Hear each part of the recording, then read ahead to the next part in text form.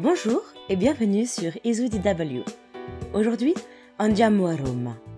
Grâce au parcours que nous vous avons concocté, vous pourrez contempler la ville et les recoins qui nous ont le plus séduits.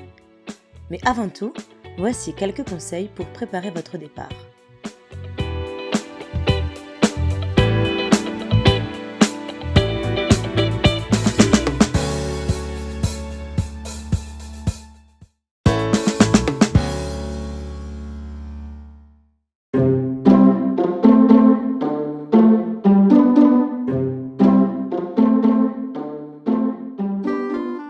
Pour éviter de vous retrouver noyé sous une avalanche de touristes, partez plutôt entre avril et juin ou fin septembre.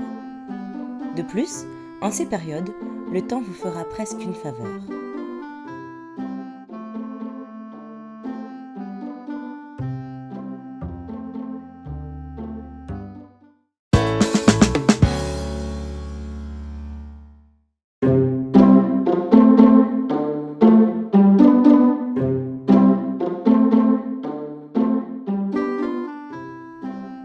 Les chaînes low cost habituelles ne courant pas les rues, favorisez les appartements de particuliers, notamment ceux situés dans le centre de Rome. Vous ferez ainsi des économies autant sur votre budget que sur votre énergie. Par ailleurs, à Rome, rien ne se fait en un jour. Ni les réservations d'hôtels, ni celles des attractions, ni même le séjour. Et tous les chemins vous mèneront aux réservations en ligne.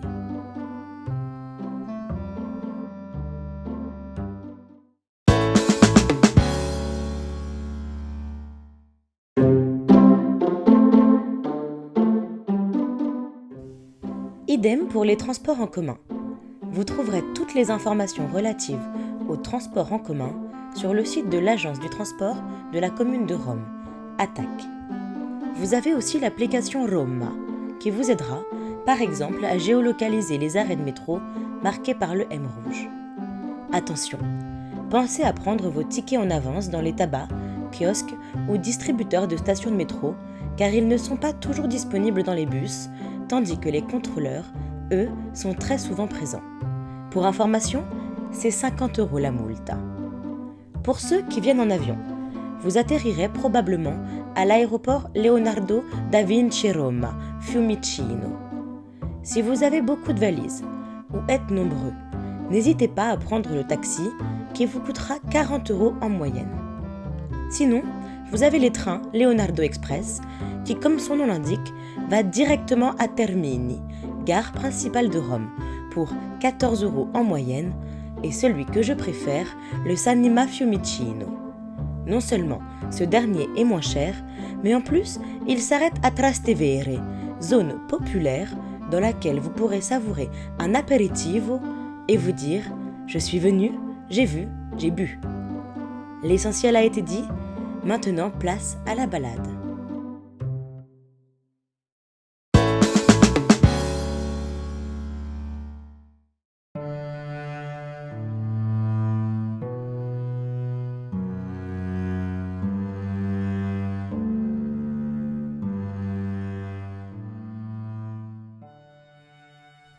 Si la Città del Vaticano est le plus petit pays au monde, avec 0,44 km² pour 800 habitants, elle n'en demeure pas moins impressionnante.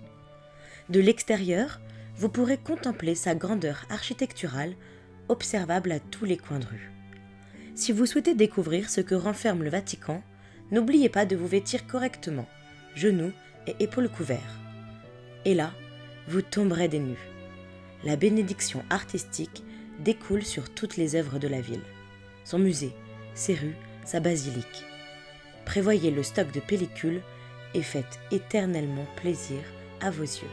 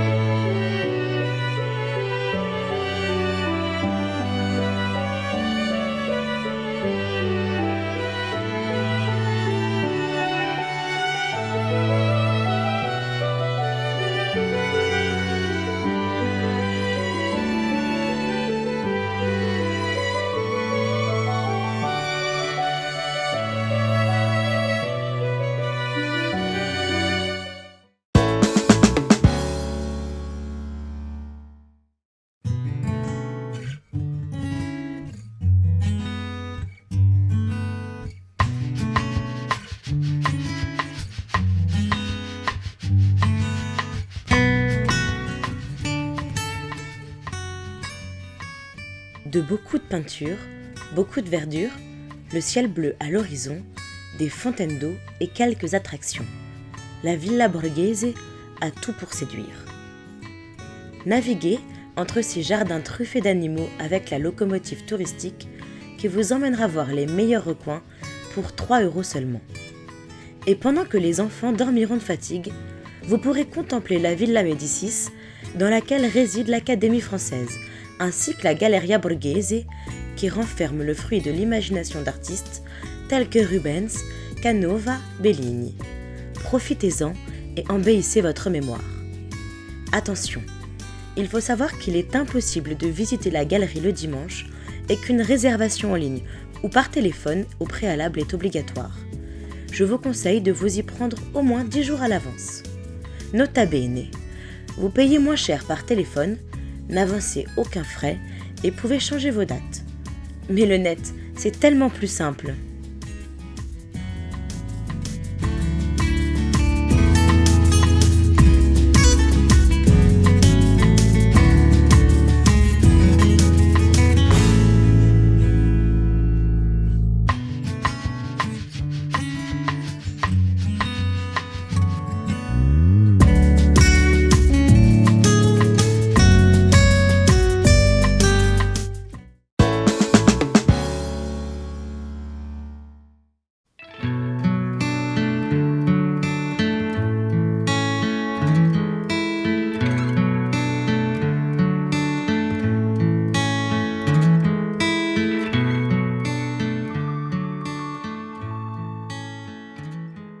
Si vous avez admiré la vue depuis la Villa Borghese, vous avez sans doute été frappé par l'énorme obélisque au centre.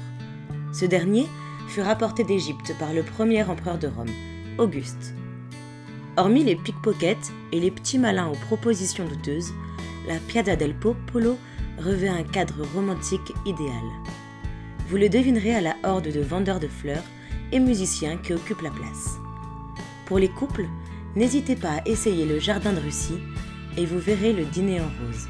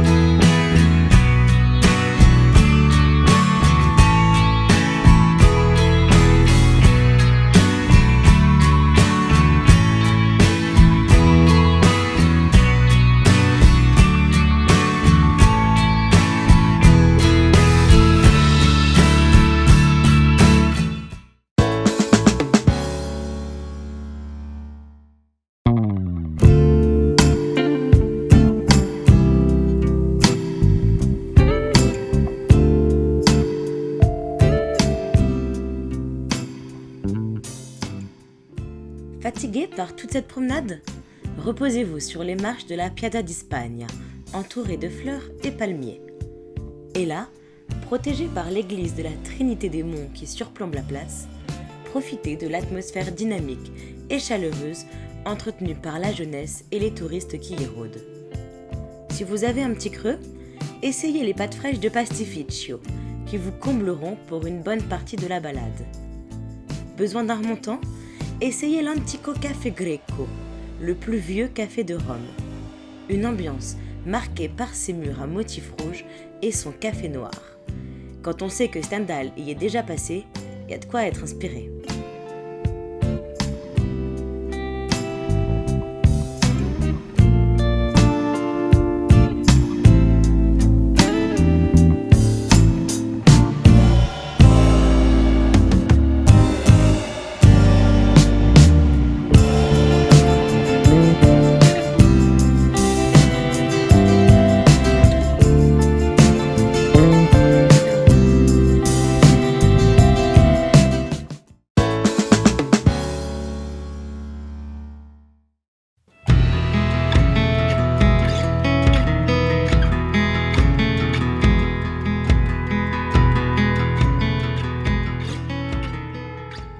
Nous arrivons désormais sur la Fontana di Trevi, rejoignable également par le métro Barberini. Très prisé par le cinéma, vous l'avez sans doute déjà vu dans le film Dolce Vita, où Anita Ekberg s'y baigne accompagnée par Marcello Mastroianni. Pour revivre cette romance, allez-y tôt le matin.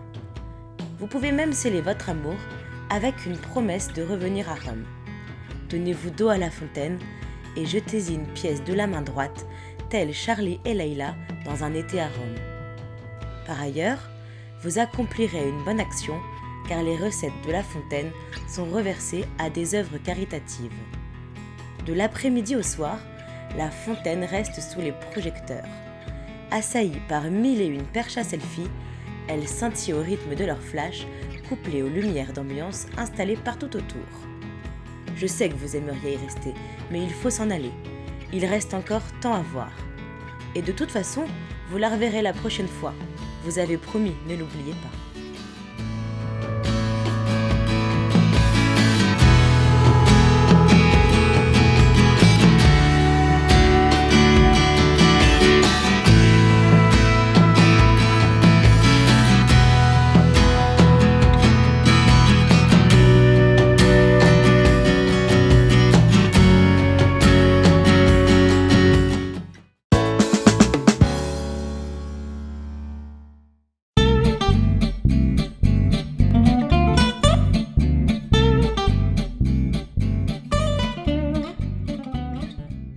Elle est sans doute l'une des artères commerçantes principales de Rome, si ce n'est la plus populaire.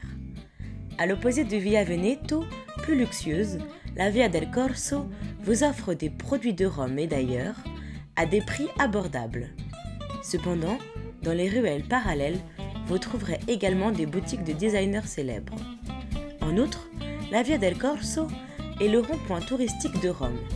Elle fait la jonction entre les zones les plus populaires telles que Piazza del Popolo, Foro Romano et Colosseo. Mais un détour s'impose. J'ai d'autres merveilles à vous montrer. De plus, ce serait dommage de ne pas goûter aux meilleures glaces de Rome. Faites une halte chez Giolitti. Nous reprendrons la route tout à l'heure.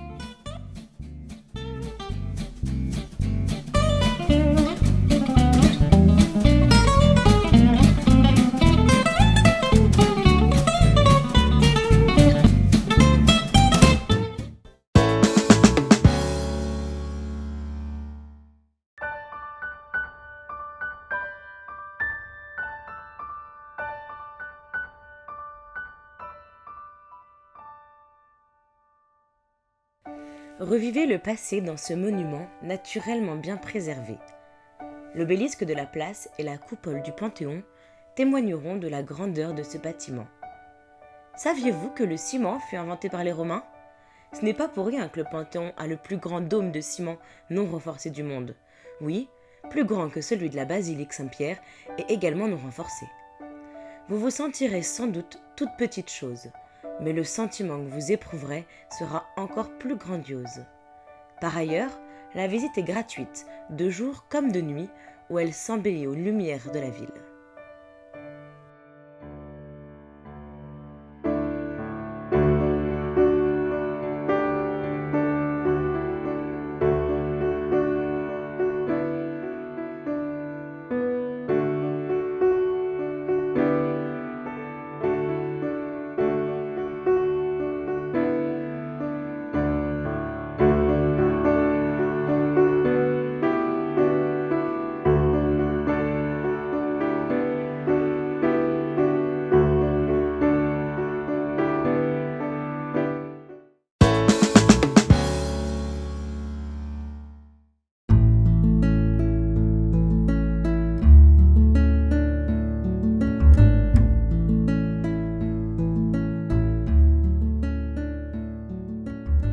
Fini les monuments réguliers et figés. Vous rentrez dans le dynamisme et le baroque. Jadis un stade où l'empereur Domitien organisait des courses de chariots. Aujourd'hui, la Piazza Navona s'anime encore grâce au tour à tour des artistes, danseurs et chanteurs en tout genre. Au centre de la place, les 4 coins du monde représentés par la fontaine des 4 fleuves, à savoir le Danube d'Europe d'Antonio Raggi, le Gange d'Asie de Claude Poussin, le Nil d'Afrique de Giacomo Antonio Fancelli et le Rio de la Plata d'Amérique de Francesco Borromini fredonnent un doux ruissellement. La basilique, qui émerge du centre de la fontaine, semble vous dire haut et fort à quel point toutes les eaux et les chemins viennent à Rome se confondre. N'hésitez donc pas et faites-en de même. La place est constamment bondée de touristes. Profitez-en pour rencontrer des gens de tous les horizons. Tous les chemins mènent à Rome, mais en partent aussi. C'est le moment de prendre un nouveau départ.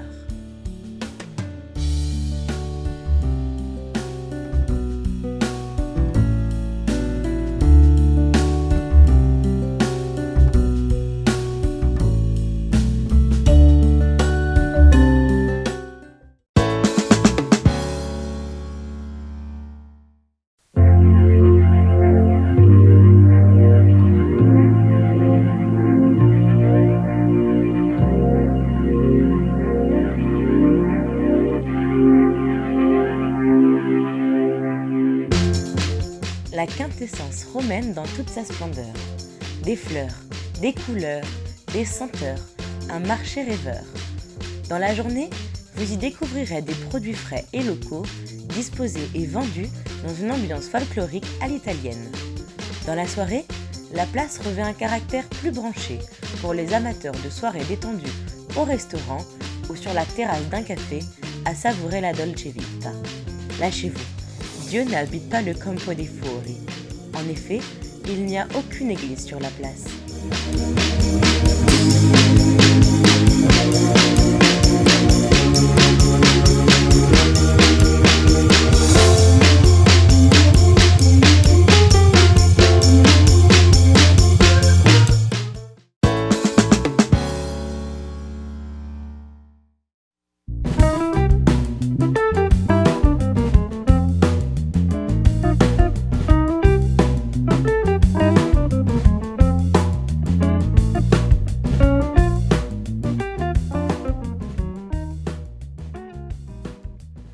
D'après la légende, des jumeaux du nom de Romulus et Rémus, abandonnés alors qu'ils étaient encore bébés, furent recueillis et élevés par une louve.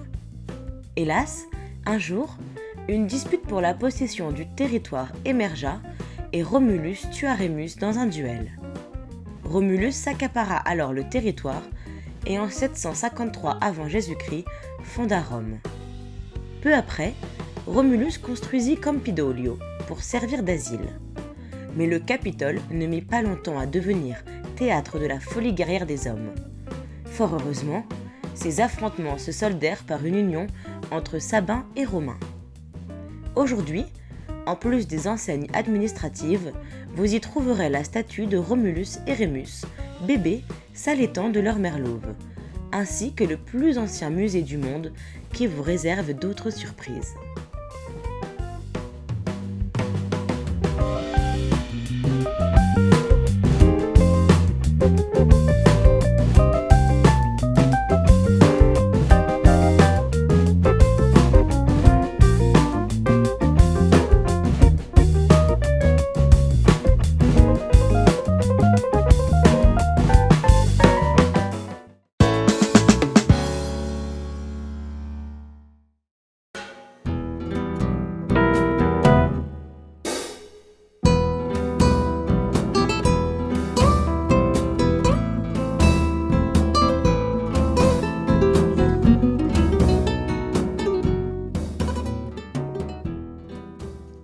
De 40 km² de marchés, bâtiments administratifs et temples dédiés aux dieux et aux hommes aspirant à être des dieux. Aujourd'hui encore, les ruines du Foro Romano attirent plus de 4 millions de visiteurs chaque année. Prévoyez donc une visite aux premières heures pour vous balader dans la tranquillité. Véritable labyrinthe historique, rien que les excavations des ruines, commencées en 1803, prirent plus d'un centenaire. Fort heureusement, vous n'aurez besoin que de 4 heures et d'un guide pour visiter Foro Romano de fond en comble. La visite étant relativement longue, embarquez une gourde que vous pourrez remplir aux fontaines disséminées çà et là. Sachez également que si les sorties sont définitives, le ticket inclut l'entrée au Palatin et au Colisée qui est d'ailleurs notre prochaine destination.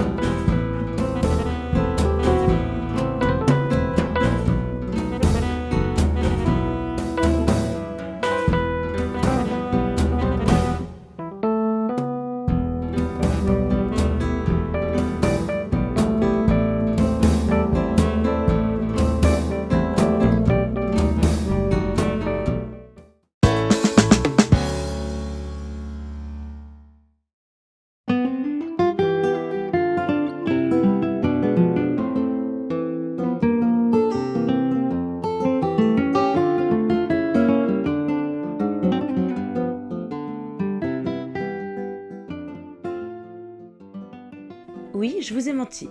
Nous allons faire un autre petit détour avant le Colosseo. Ressasser les souvenirs, les photos, les vidéos, les moments forts du séjour devant un aperitivo et un décor digne de la Dolce Vita. Allez-y de préférence l'après-midi. Après quelques cocktails, si vous voulez laisser libre cours à votre bonne humeur, direction Testaccio.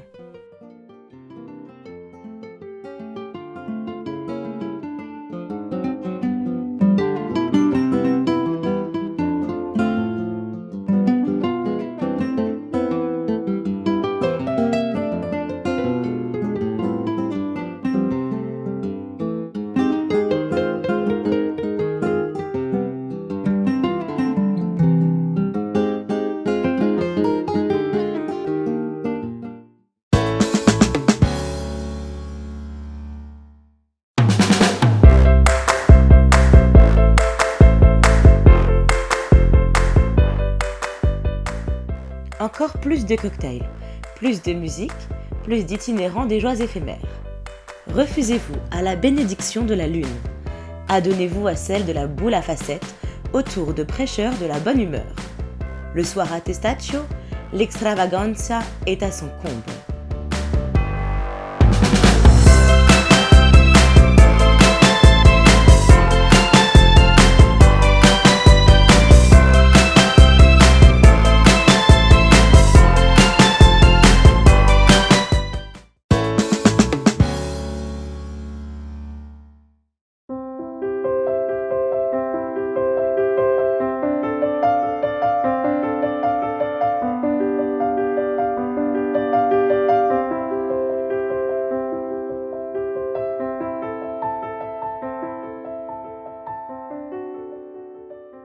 Plus de 25 000 m² de terrain, une arène de plus de 4 600 m² avec 80 entrées pour plus de 50 000 spectateurs. Et jadis, une statue monumentale de Néron, le dernier empereur de Rome. Pas étonnant que le nom amphithéâtre flavien fut changé pour Colosseo, qui signifie colossal. Entre les matchs de gladiateurs, les exécutions et exhibitions multiples, le Colisée a toujours été au centre de l'attention. Aujourd'hui encore, il est l'attraction touristique principale de Rome et est considéré comme une des 7 merveilles du monde. 10 années de construction, des centaines d'années d'existence, plus de 500 000 victimes humaines et plus d'1 million de victimes animales. Si la plus grande gloire du Colisée est sa construction, sa plus grande victoire est son abolition.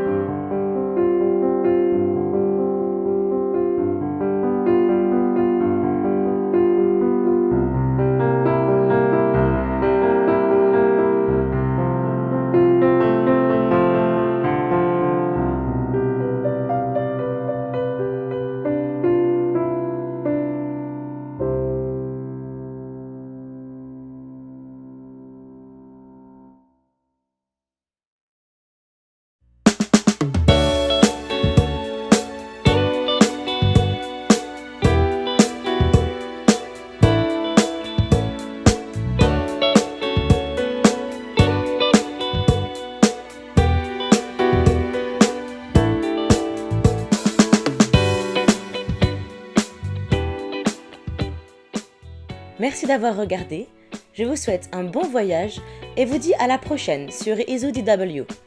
N'hésitez pas à vous abonner et partager autant mes vidéos que vos souvenirs de vacances sur les pages Facebook et Twitter EasyDW. Baci baci, a presto!